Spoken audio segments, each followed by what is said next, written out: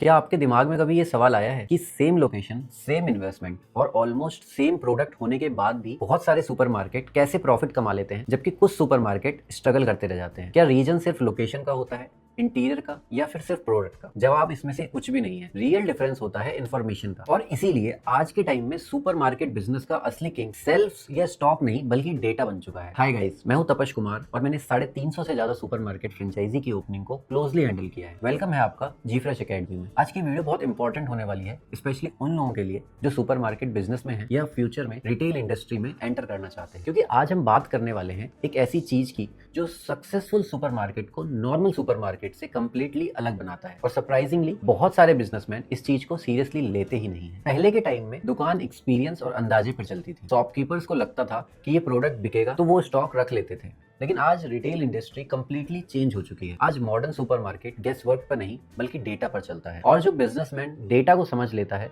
वो मार्केट को बहुत बेटर कंट्रोल कर पाता है। एक सिंपल एग्जांपल से समझिए, रोज आपके सुपरमार्केट में हंड्रेड्स ऑफ कस्टमर आ रहे हैं, लेकिन उसमें से कितने लोग स्नैक्स खरीद रहे हैं, किस टाइम पर मैक्सिमम बिलिंग हो रही है, कौन सा प्रोडक्ट फास्ट मूविंग है, कौन सा प्रोडक्ट सेल्फ पर पड़ा हुआ है और किस कैटेगरी में हाईएस्ट प्रॉफिट आ रहा है, ये सब चीजें डेटा बताता है। और ऑनेस्टली रिटेल बिजनेस में ये इन्फॉर्मेशन सबसे पावरफुल चीज होती है। बहुत सारे सुपरमार्केट फेल इसलिए नहीं होते क्योंकि कस्टमर्स नहीं होते, वो फेल इसलिए होते हैं क्योंकि ऑनर्स को अपने बिजनेस की एक्चुअल रियलिटी पता ही नहीं होती।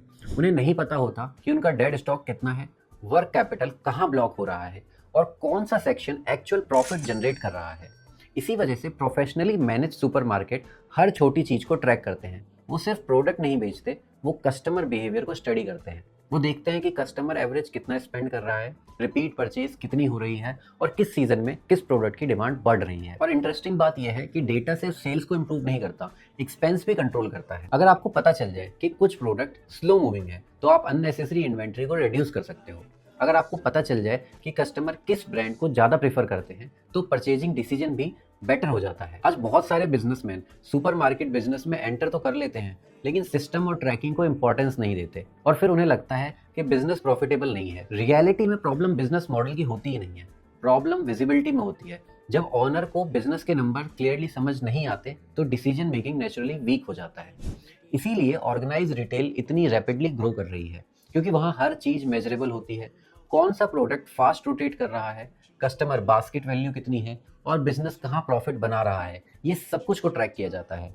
और जब बिजनेस नंबर्स के बेसिस पर चलने लगता है तब ग्रोथ प्रेडिक्टेबल होने लग जाती है। तो अगर आप भी सुपरमार्केट बिजनेस में एंटर करना चाहते हैं या ऑलरेडी रिटेल इंडस्ट्री में हैं तो एक चीज याद रखिए, रिटेल में कस्टमर एक्सपीरियंस बहुत इंपॉर्टेंट होता है, प्रोडक्ट भी इंपॉर्टेंट होता है, लेकिन लॉन्ग टर्म ग्रोथ के लिए डेटा सबसे ज्यादा इंपॉर्टेंट है। क्योंकि जो बिजनेसमैन नंबर समझता है वही बिजनेस को स्केल कर पाता है। अगर ये वीडियो वैल्यूएबल लगी हो तो लाइक जरूर कीजिए, चैनल को सब्सक्राइब करिए और कमेंट्स में बताएं कि आपके अकॉर्डिंग रिटेल बिजनेस में सबसे इंपॉर्टेंट चीज क्या होती है। मिलते हैं नेक्स्ट वीडियो में।